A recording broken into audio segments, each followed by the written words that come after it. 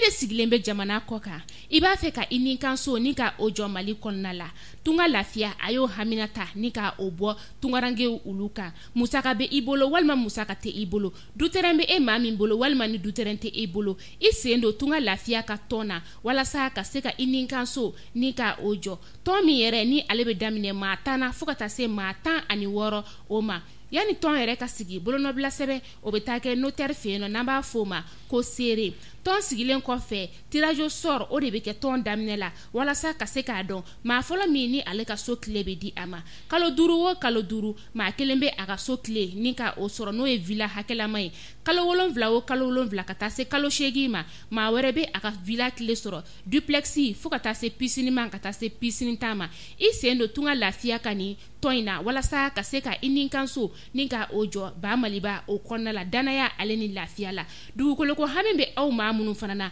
tunga lafiya a nana o fana ta ni ka bɔ aw kan maliyɛnden minnu sigilen bɛ jamana kɔ kan maa min mago bɛ kunnafoni wɛrɛ la sa u ka nɛgɛjuru sira o banba ni o ye 00 336 41 94 03 80 00 336 77 83 04 14 email contact@tungalafia.com TikTok @tunka.lafia Facebook tunka lafia ni tunga lafia ye maliyɛnden minnu sigilen bɛ jamana kɔ kan n'o ye an ka tungarangew ye u kɔni nana kana sojɔ ko hami bɔ aw la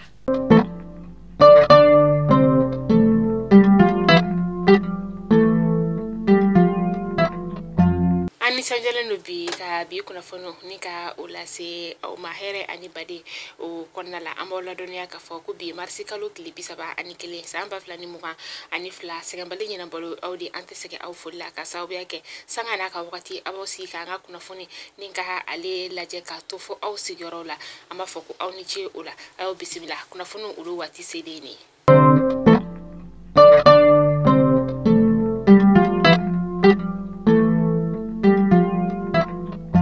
kunnafoni daminɛ la an ka kɛlɛkɛcɛw olu kɔni bɛ ka san sɔrɔ don o don ka taga a fɛ kunu marisi kalo tile 30 san 2022 u ye kɛlɛkɛminan kura ni ka o sɔrɔ kɛlɛkɛminan kura min yɛrɛ ni a bisimilala an ka minisiri min bɛ yen nɔ ni ale ɲɛsinnen bɛ an sɔrɔla doni fo ka taa se kɛlɛkɛcɛkɔrɔw olu ma n'o ye Sajo Kamara ye a ye kɛlɛkɛminan ninnu ni ka olu bisimila an ka pankuruji kɛnɛyɔrɔba n'u bɛ wele ko Modibo Keita a kɛra minisiri min fana ɲɛna sa n'o o de ye minisiri ye bɛɛ ani kelenya minisiri n'o ye Ismaila Wage ala ni CEDEAO ale ni UEMOA maaw kelen bɛ ka ɲangini min ta k'anw ka jamana o sɛgɛrɛ an ka jamana ale ni ani maa minnu bɛ bolo di ɲɔgɔn ma la an kan ka sefa wari miliyara 200 ni ka o de di olu ma an bɛ se ka fɔ o de juru bɛ an na nin wagati in na nin kunnafoniya in yɛrɛ kɔni dira minisiri min bɛ yen nɔ ni ale ɲɛsinnen bɛ an ka sɔrɔ ko koɲa ma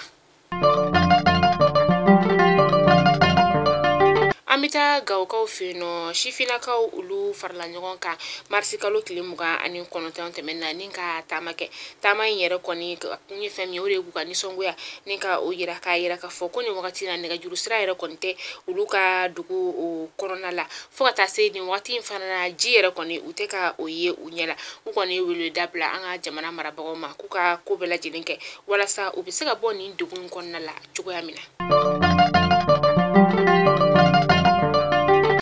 wari miliyɔn 60 o de kɔni donna ɲɛfurakɛ minɛnw na marisi kalo tile 29 san 2022 ni ka di Kulukoro kɛnɛyaso tigilamaw olu ma a kɛnɛya minɛn ninnu yɛrɛ kɔni dira baɲumankɛ tɔn min fɛ sa o de ye Saïd Savɛr ye a yirala k'a fɔ ko nin kɛnɛya minɛn ninnu n'o ye ɲɛfurakɛ minɛn ninnu ye ko a bɛna tila kɛnɛyaso 10 de ni ɲɔgɔn cɛ Kulukoro mara o kɔnɔna la a bɛna kɛ sababu ye sa ni ka se ka kɛnɛyaso tigilamaw kɔ olu dɛmɛ u ka baara la kɛrɛnkɛrɛnnenya sa ɲɛfurakɛli baaraw kitakaw olu fɛ yen nɔ denmisɛn minnu bɛ yen nɔ ni olu baloko ka jugu denmisɛn min tɛ jɔ denmisɛn 1900 o la minnu fana bɛ yen nɔ sa n'olu ta ma jugu kosɛbɛ o de ye denmisɛn 1300 ye nin kunnafoniya in kɔni dira Kulukoro kɛnɛyaso maaw fɛ u y'a yira k'a fɔ nin ye san 2021 ta de ye min ni u ye a sɛbɛnfura ka ale bila nin kunnafoniya in yɛrɛ kɔni bɛ u ka sɛbɛnfura belebele o kɔnɔna la min ni a kɛra san 2021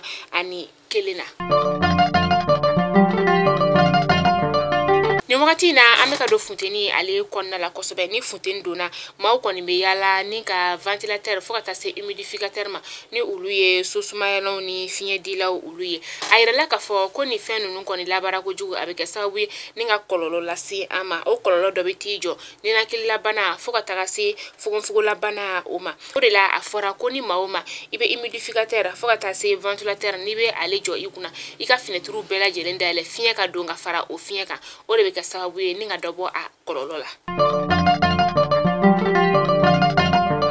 A dogolen tɛ maa si la k'a fɔ ko nin wagati in na an ka jamana ale bɛ politiki ko gɛlɛya la kosɛbɛ nin wagati in na o de la politikimaw fo ka taa se maa dɔw ma olu kɔni kelen don k'a yira an ka jamana marabagaw la k'a fɔ ko nin ko in kɔni tɛ u fɛla ko ye a kɔnɔna la tuguni fana k'a fɔ a yirala k'a fɔ ko kutubakɛyɔrɔ la jumadonyaw fɛ misiriw olu kɔnɔna la alimami dɔw olu bɛ kɔrɔmatigɛli ni ka o ta ka ɲɛsin an ka jamana o marabagaw ma o de la sa faraɲɔgɔnkan jɛkulu min bɛ yen nɔ ni ale bɛ wele ko groupement de leaders spirituels musulmans olu kɔni farala ɲɔgɔn kan ni ka kunnafonidilaw wele ka kunnafoniya da u tulo kan marisi kalo tile 29 san 2022 k'a fɔ ko wajulikɛla ale man tɛ ka dusumakasa ni ka o don maa si dusukun o la k'a sababuya kɛ wajulikɛlaw olu ye silamɛ diinɛ yelen de ye.